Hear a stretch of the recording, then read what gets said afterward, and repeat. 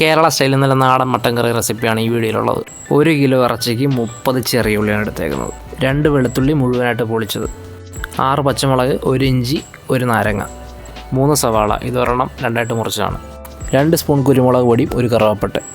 ഇനി ഇറച്ചിയിൽ പുരട്ടാനുള്ള മസാലയ്ക്ക് വേണ്ടിയിട്ട് 2 സ്പൂൺ വെളിച്ചെണ്ണ ഒരു പാത്രത്തിലെടുക്കുക. എടുത്ത് വെച്ചിരിക്കുന്ന വെളിച്ചെണ്ണയിലേക്ക് 1 സ്പൂൺ ഉപ്പിടുക. അതിലേക്ക് 1 ടീസ്പൂൺ മഞ്ഞൾപ്പൊടി ഇടുക. ഈ 2 സ്പൂൺ മല്ലിപ്പൊടി ഇടുക. ഇനി ഇതിലേക്ക് 3 സ്പൂൺ മുളക് പൊടിയും കൂടി ഇടുക. ഇനി ഇതിലേക്ക് 2 ടേബിൾ സ്പൂൺ മീറ്റ് മസാലയും കൂടെ ചേർക്കുക. ഇനി ഇതിലേക്ക് അരനാരങ്ങ പിഴിഞ്ഞൊഴിച്ചിട്ട് എല്ലാം കൂടെ മിക്സ് ചെയ്യുക. നന്നായിട്ട് മിക്സ് ചെയ്യണം. റെഡിയാക്കി വെച്ചേക്കുന്ന ഈ മസാല നേരെ കൊണ്ടുപോയി മട്ടണിൽ കൊണ്ട് പുരട്ടി കുറച്ച് നേരം റെസ്റ്റ് ചെയ്യാൻ വേണ്ടി വെച്ചേക്കണം. നന്നായിട്ട് എല്ലാ ഭാഗത്തും പിടിക്കുന്ന രീതിയിൽ നല്ല രീതിയിൽ കൈകൊണ്ട് മിക്സ് ചെയ്ത് വെക്കുക.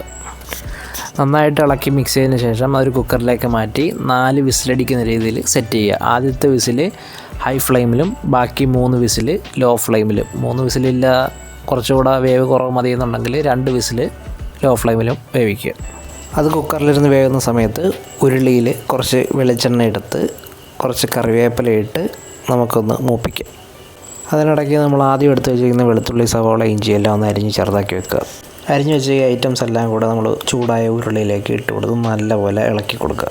ഇളക്കി നല്ലപോലെ ഈ ഒരു പരുവമൊക്കെ കഴിയുമ്പോഴേക്കും നമ്മൾ നേരത്തെ കുക്കറിൽ വെച്ചിരിക്കുന്ന ഇറച്ചിയെടുത്ത് ഇതിലേക്ക് ആഡ് ചെയ്യുക.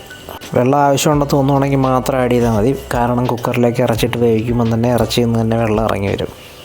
അപ്പോൾ എല്ലാവരും ഇത് ട്രൈ ചെയ്ത് നോക്കുക. വീഡിയോ ഇഷ്ടപ്പെട്ടിട്ടുണ്ടെങ്കിൽ ചാനൽ സബ്സ്ക്രൈബ് ചെയ്യാനും ലൈക്ക് ചെയ്യാനും ഷെയർ ചെയ്യാനും മറക്കരുത്.